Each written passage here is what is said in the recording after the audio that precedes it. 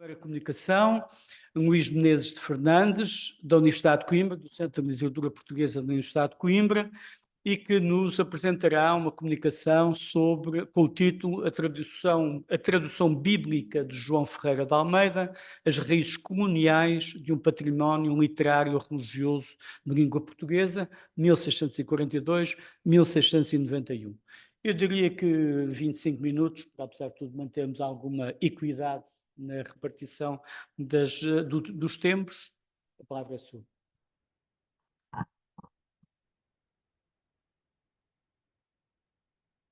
Boa tarde a todos. Agradeço muito pela oportunidade. Fico muito feliz. Minha proposta de comunicação foi aceita para esse congresso. Fico também feliz por ser o primeiro a apresentar. Para dizer a verdade, nem sei se isso é um motivo de honra ou de desonra, não sei, né? Tem os dois lados, né? Ser o primeiro é sempre um maior desafio.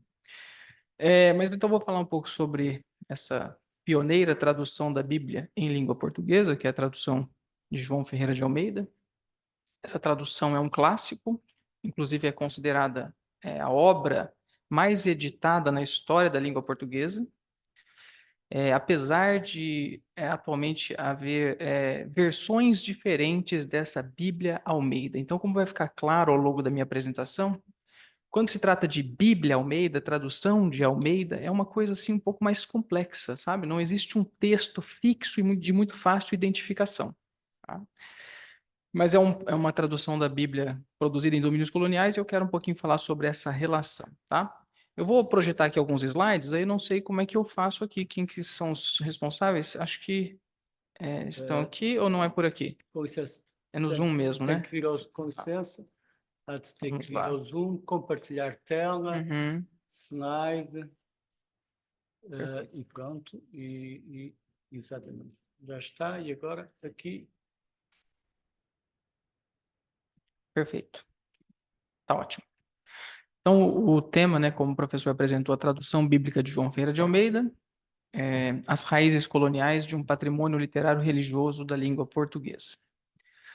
Em primeiro lugar, eu quero falar um pouquinho sobre a peculiaridade dessa tradução do João Ferreira de Almeida. É importante perceber que essa tradução ela não surge do nada, ela tem traduções irmãs na Europa. Então, assim, em outros idiomas europeus, no início da Idade Moderna, no século XVI, século XVII, começaram a surgir importantes, clássicas traduções da Bíblia, como, por exemplo, em inglês, né, a chamada King James Version, a Bíblia de Lutero, a Bíblia em castelhano de Cassiodoro de Reina, a Bíblia francesa de Olivetan, a Bíblia italiana de Diodati, e a Bíblia Almeida, ela faz parte dessa família de traduções bíblicas modernas. Mas o fato é que a tradução portuguesa ela tem algumas particularidades. Uma delas é o fato dela ser muito tardia em relação às suas irmãs, né?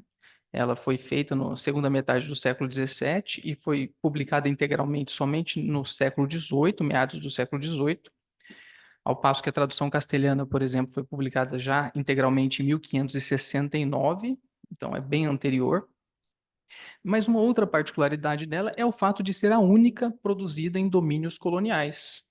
De todas essas traduções clássicas, modernas da Bíblia para os idiomas europeus, a Bíblia Almeida, a primeira tradução da Bíblia em português, foi a única produzida em domínios coloniais, o que a torna também mais tipicamente portuguesa, marítima, né? Uma tradução muito específica da cultura portuguesa.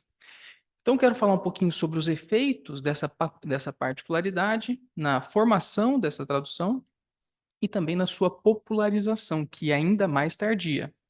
Ela só começa a se tornar distribuída em Portugal no século XIX. Tá? Então, vamos lá. Eu quero falar um pouquinho sobre esse aspecto colonial, né, as raízes coloniais dessa tradução da Bíblia, em três dimensões. Primeiro, pensar um pouquinho no ambiente em que essa tradução foi feita, né, em domínios coloniais, e já vou especificar melhor quais são esses domínios coloniais. Quais são as motivações do tradutor? E no caso, as motivações aqui eu estou pensando mais assim na concepção religiosa, concepção teológica. Qual que é a base religiosa por trás dessa tradução? O que motivou esse tradutor? Qual que é a sua visão de mundo, né? Então, é um aspecto que a questão colonial também está presente nesse aspecto mais individual da tradução, do seu autor, né? E depois falar um pouquinho sobre a questão colonial na trajetória editorial dessa tradução, que, como eu disse, ela tem uma história manuscrita e depois uma história impressa muito complexa, muito tardia e, como eu disse, só começa a ser divulgada em Portugal no início do século XIX. Então, assim, em relação ao ambiente de tradução, pensando na questão colonial, essa tradução ela não foi feita em Portugal, não foi feita em nenhuma colônia portuguesa, ela foi feita em colônias holandesas no Sudeste Asiático, principalmente em Batávia, que pertence à atual Jacarta, na Indonésia. Então, ali era a sede da Companhia Holandesa das Índias Orientais. Esse português vive em colônias holandesas, não só em Batávia, vive também em Malaca, que é uma colônia holandesa, passou também por outras regiões no sul da Índia, no Sri Lanka, mas o centro de atividade dele é Batávia, é a capital holandesa no Oriente, na atual Indonésia, ilha de Java, né? Agora, por que que uma tradução da Bíblia surge ali numa colônia holandesa? Bom, são várias as razões, né? É uma história mais ou menos complexa, mas o fato é que, apesar de Batávia, né, Jacarta, jamais ter sido colônia portuguesa, o idioma português era influente, era presente, era falado pela população de um modo geral. Havia, inclusive, interesse das autoridades holandesas em reduzir-se o uso do idioma português, inclusive porque Holanda e Portugal naquele momento estão em guerra, mas o fato é que o idioma português já está enraizado. E está enraizado de tal maneira que a própria Igreja Reformada Holandesa, né, que era a igreja oficial dos holandeses, dos Países Baixos, ela é como que obrigada a realizar serviços religiosos em língua portuguesa. E esse tradutor da Bíblia, este cidadão português que está entre holandeses, ele é um ministro pregador nessa igreja reformada de língua portuguesa numa colônia holandesa, né? Então, como eu disse, é uma história muito peculiar. A primeira tradução da Bíblia em português surge de um contexto muito específico, né? E, como eu disse, de raízes coloniais. Em relação ao ambiente de tradução e esse aspecto colonial, algo que acaba depois transparecendo no texto da tradução em si, depois podemos até explicar um pouco mais essa feição textual, né, da Bíblia Almeida. O fato dessa tradução ter sido produzida em domínios holandeses orientais, em colônias holandesas, fez com que ela recebesse influências, no mínimo, inusitadas, né? Então, assim, seria mais natural a primeira tradução da Bíblia em língua portuguesa ter sido baseada, por exemplo, na Vulgata Latina, que é a tradução oficializada, canonizada pela Igreja Católica a partir do século XVI. Inclusive, a segunda tradução da Bíblia em português é feita com base na Vulgata Latina, né, que é a tradução do Padre Figueiredo. Mas de modo distinto, estando nesse meio holandês e protestante, este Almeida se baseia em coisas completamente diferentes, inclusive muitas vezes se opondo à Vulgata Latina. Ou seja, no momento em que há discordância entre o texto grego, o texto hebraico, as fontes que ele utiliza, como a Bíblia holandesa, a Bíblia castelhana, a Bíblia italiana, ele evita seguir a Vulgata. Então, o fato dessa Bíblia ter sido produzida nesse ambiente colonial fez com que surgisse um texto muito particular, um texto muito diferente, tá? E como eu coloquei aqui no segundo ponto, né, uma feição textual particular, peculiar, e resultante de encontros culturais que aconteciam em Batávia, né? Então, é um ambiente cosmopolita em que há a presença holandesa, né, a presença também de outras nações que circulam ali, a presença de franceses, a presença de italianos, o próprio João Ferreira de Almeida prega também em francês, e a língua portuguesa presente, ou seja, é um ambiente muito multicultural. E uma Bíblia produzida nesse ambiente sai também de uma maneira muito específica, né? Em relação ao ambiente de tradução, tem mais um aspecto colonial interessante, que é até uma dúvida que aparece não só entre os que não conhecem o assunto, mas até entre os especialistas. Muitas vezes, às vezes tem a impressão de que o Almeida, né, esse tradutor que vivia entre holandeses, ele teria traduzido para os locais, ou seja, para aquele idioma português que era falado em Batávia. E é importante notar que esse idioma não era o português clássico, o português europeu. O que se falava ali era um português crioulo, o indo-português, uma variante oriental do português. E poderíamos supor, né, poxa, se ele está vivendo ali no meio, seria mais natural que ele traduzisse nesse idioma para os seus conterrâneos. mas ele não faz isso. Ele opta pelo português clássico, pelo português tradicional, pelo português até camoniano, português arcaico até para o século XVII, justamente porque ele tem uma visão de língua portuguesa que vai além do ambiente em que ele traduz. Ou seja, ele traduz, e aí entra essa questão das raízes coloniais também, né? Ele traduz para o mundo linguístico português, não só para o Oriente, não só para Portugal, mas para todos. Ou seja, ele faz uma tradução para a língua portuguesa. E para isso ele não pode usar uma língua localizada. E nem mesmo a língua só de Portugal. Ou seja, ele usa como se fosse um português já morto, um português já clássico, um português que, como não envelhece mais, ele é perene, ele dura, ele permanece. Tanto que hoje a gente pega algumas das edições do Almeida do século XVII, XVIII, o texto continua muito claro. É difícil, é um texto arcaico, mas é um texto que sobrevive, porque ele não é um texto local, ele é um texto, podemos pensar assim, um texto global. Tá? Bom, outro aspecto colonial que a gente pode observar aqui nessa tradução em relação às motivações do tradutor, eu poderia também utilizar o termo a teologia do tradutor. Por que eu não faço isso? É porque o João Ferreira de Almeida, né, esse tradutor, ele não era exatamente um teólogo. Ele era um pregador, né, um ministro protestante, ele era essencialmente um tradutor da Bíblia, só que ele produziu também obras teológicas, mas não são exatamente teológicas, são obras de polêmica religiosa.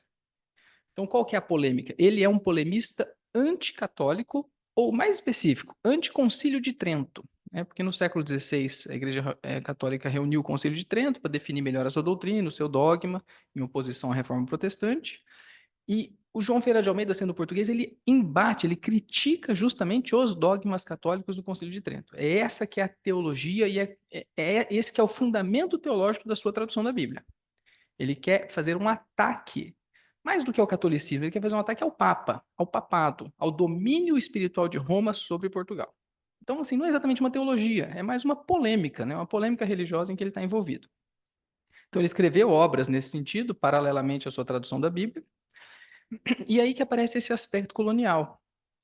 Ele é crítico da colonização? Não, ele não, eu acho que seria até anacrônico exigir uma postura dessa natureza. Ele não faz uma crítica à colonização. Ele faz uma crítica à colonização portuguesa, ou melhor, ao, é, ao, ao aspecto religioso que acompanha a colonização portuguesa. Porque na ótica protestante, né, na ótica calvinista, né, da Igreja Reformada, da qual ele era membro, a colonização portuguesa estaria espalhando pelo mundo os erros do catolicismo romano. Então ele condena a Companhia de Jesus, condena a doutrinação, a missionação que acompanha a colonização portuguesa no Oriente e no Ocidente, no mundo, né? E ele é um autor, então, que critica a colonização portuguesa somente porque uma colonização de feição católico-romana. E é somente nesse sentido. Tem todo o respeito por Portugal, inclusive o tradutor enaltece a nação portuguesa pela sua bravura, pelo seu expansionismo, pela sua nobreza, mas diz que, propagando o catolicismo romano pelo mundo, essa colonização, né, estaria condenada. Né? E ainda em relação à questão colonial, agora, do outro lado, né, ele promove na sua literatura um enaltecimento da colonização de tipo holandês. Né? Mas, mais uma vez, ele não faz um elogio à colonização em si. Ele faz um elogio à religião que os holandeses estão espalhando no Oriente. Então, ele vê os holandeses, né, protestantes, calvinistas, como representantes da doutrina original do cristianismo, ou representantes da Bíblia, né, na concepção protestante, e Batávia como a luz das Índias Orientais. É em Batávia que vai ser encontrada a doutrina verdadeira em oposição à religião que é trazida pelos portugueses no Oriente e em outras partes do mundo. Então, só para deixar isso claro, a crítica à colonização não diz respeito à colonização, mas à questão religiosa que a acompanha. Né? Agora, em relação à trajetória editorial dessa tradução, me parece um aspecto mais importante, porque é justamente nesse movimento que a Bíblia, essa tradução entra em Portugal, entra nos demais países de língua portuguesa e acaba se tornando popularizada, o aspecto colonial também deixou marcas e, em geral, marcas negativas, né? Eu diria que, se formos pensar numa marca positiva desse aspecto colonial, é justamente isso que eu já mencionei, que é a riqueza do texto. É um texto bíblico especial, com vocabulário muito próprio, com fontes e com bases muito interessantes, né? Principalmente ela é muito enraizada nos idiomas bíblicos originais, no grego, no hebraico e no aramaico. Tem ali um esforço muito grande por parte do tradutor em expressar em língua portuguesa detalhes dos idiomas originais, tá? Agora, esse é o único aspecto positivo. O fato dela ter sido produzida longe de Portugal e depois editada por não portugueses ou por estrangeiros, por indivíduos que não dominavam perfeitamente a língua portuguesa, isso deixou marcas negativas no texto que foi publicado e que foi divulgado. Então, assim, o tradutor, né, João Ferreira de Almeida, vivendo no século XVII, ele, ao longo da sua vida, tentou publicar sua tradução, teve alguns fracassos nisso, mas conseguiu publicar o Novo Testamento ainda em vida. A primeira edição do Novo Testamento, publicada em Amsterdã, que é a única parte da sua tradução publicada originalmente na Europa, as demais partes foram publicadas também em domínios coloniais. Essa primeira edição ela foi praticamente toda descartada por erros tipográficos. Existem alguns exemplares, sobraram alguns, mas a própria Companhia Holandesa das Índias Orientais, que era responsável pela edição, ordenou a destruição dos exemplares por erros tipográficos. De onde vêm esses erros tipográficos? A revisão, a edição foi feita por holandeses, por estrangeiros que não dominavam o português, e aparecem nessa edição vários errinhos, deslizes, né? Depois posso dar alguns exemplos para vocês. Alguns deslizes que deixaram o texto até engraçado em certos momentos, assim, como que eu posso dizer? Deslizes que poderiam ser vistos como motivo de zombaria em relação ao texto bíblico. Então, essa edição foi realmente quase toda destruída. E depois também foram publicadas edições do Antigo Testamento, já depois da morte do tradutor, em Tranquebar, uma colônia dinamarquesa na Índia, e depois também em Batávia, né, capital holandesa, no Sudeste Asiático. Mas em todos esses casos, os processos de revisão foram conduzidos por estrangeiros. E estrangeiros que, na maior parte dos casos, não dominavam perfeitamente o português, e essas edições todas têm algum tipo de problema, todas têm algum tipo de limitação.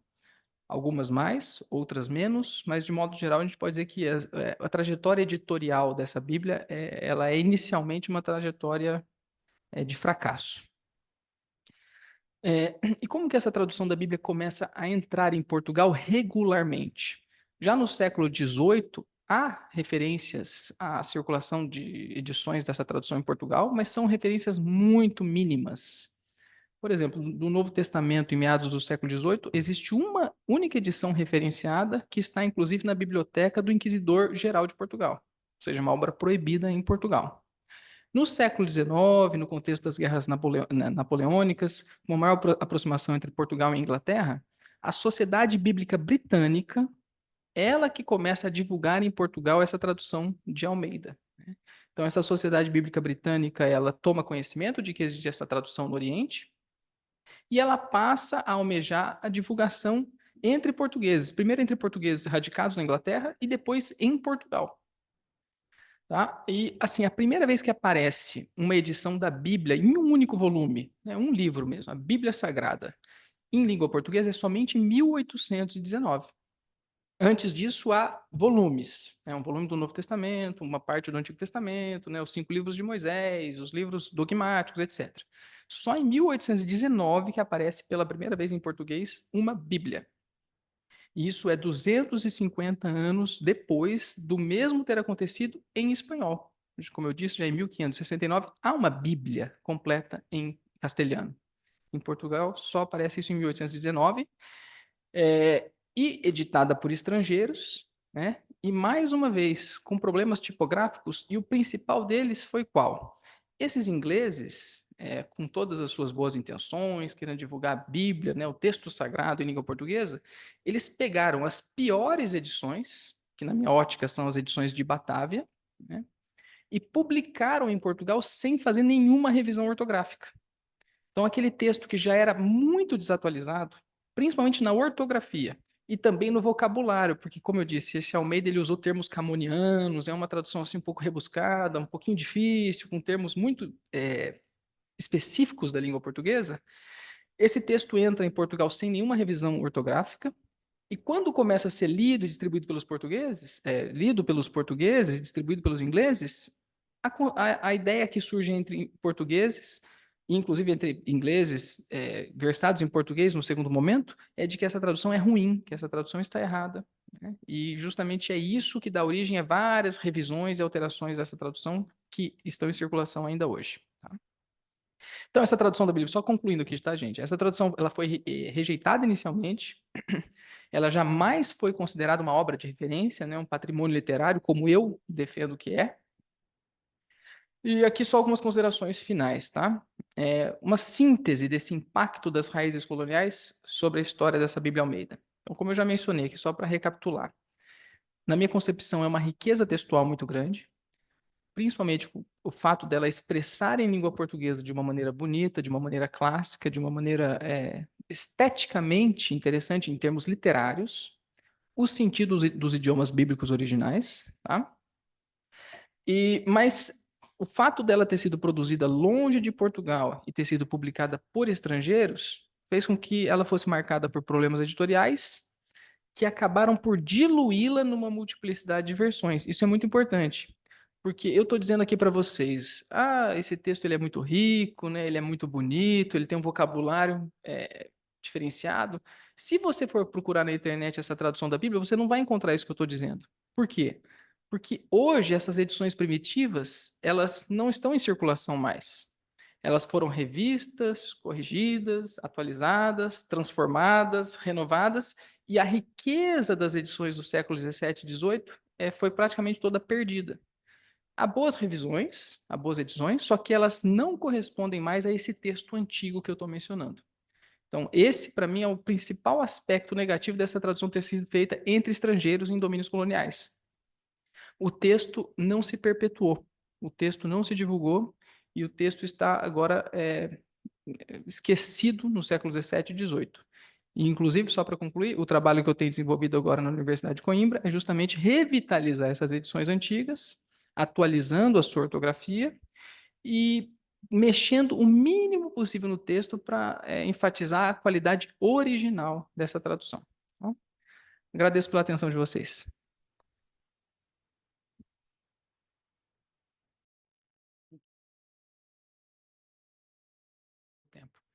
Bom, mas em relação à primeira pergunta, né, a feição do texto, o fato de o texto ser protestante, né, na verdade não é assim. Essa tradução da Bíblia ela tem uma base textual, quer dizer, uma base teológica protestante, ou seja, ela foi feita por um protestante, ela foi baseada em Bíblias protestantes, mas o texto em si não aparece uma teologia protestante. E quem diz isso não sou eu, são os primeiros católicos, ainda no século XVIII, XIX, que analisaram essa tradução e disseram. O próprio padre Figueiredo, que foi o segundo a traduzir a Bíblia em português, ele diz que consultou a tradução do Almeida e diz: não encontrei ali resquício de protestantismo, ou seja, o texto dele é realmente uma coisa assim, sem esse viés teológico transparecendo. Pelo menos parece que foi essa a intenção, e essa foi a análise crítica feita por pessoas que tinham tudo para encontrar ali esse problema, né, e não encontraram. Em relação ao uso dessa Bíblia, ela foi, a partir do século XIX, divulgada pela Sociedade Bíblica Britânica, né? Houve essa rejeição inicial, mas depois houve iniciativas para corrigir, para melhorar, para adaptar, né? Ainda no século XIX foi fundada a Sociedade Bíblica de Portugal, depois no século XX a Sociedade Bíblica do Brasil, e são essas sociedades bíblicas que difundiram e ainda hoje difundem essa tradução basicamente para protestantes, para igrejas evangélicas. Então, é uma tradução usada ainda hoje e distribuída. Mas, mais uma vez, são versões transformadas, adaptadas dessas edições primitivas. Como eu disse, as edições primitivas, elas realmente não são editadas mais, e, na minha concepção, injustamente, tá?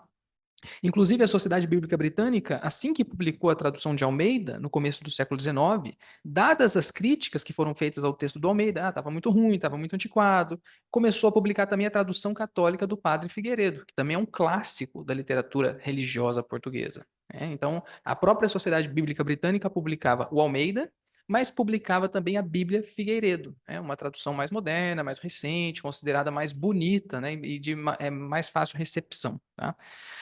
E justamente em relação à recepção da Bíblia Almeida no mundo, passa pela atividade das sociedades bíblicas, que divulgam isso, e principalmente no Brasil. A partir da Sociedade Bíblica do Brasil, é aí que essa tradução se tornou um best-seller, vamos colocar assim.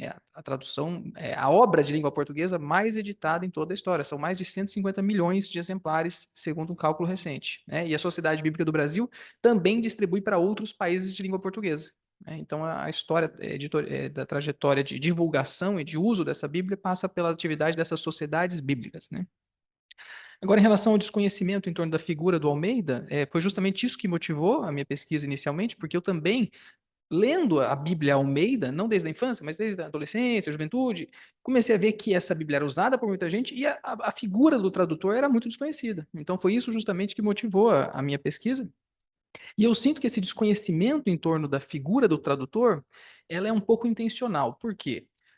O Almeida, em termos teológicos, o que ele escreveu é uma coisa um pouco agressiva. Se isso fosse apresentado muito claramente, quem traduziu essa Bíblia aqui é o mesmo que fala que o Papa é o anticristo, né, que a Igreja de Roma é a grande prostituta da Babilônia, ou seja, essa tradução não seria muito bem recebida. Então ela foi divulgada em Portugal, às vezes até ocultando um pouquinho, pelo menos não denunciando explicitamente a teologia do tradutor. Estamos aqui, uma Bíblia de um anticatólico. Não.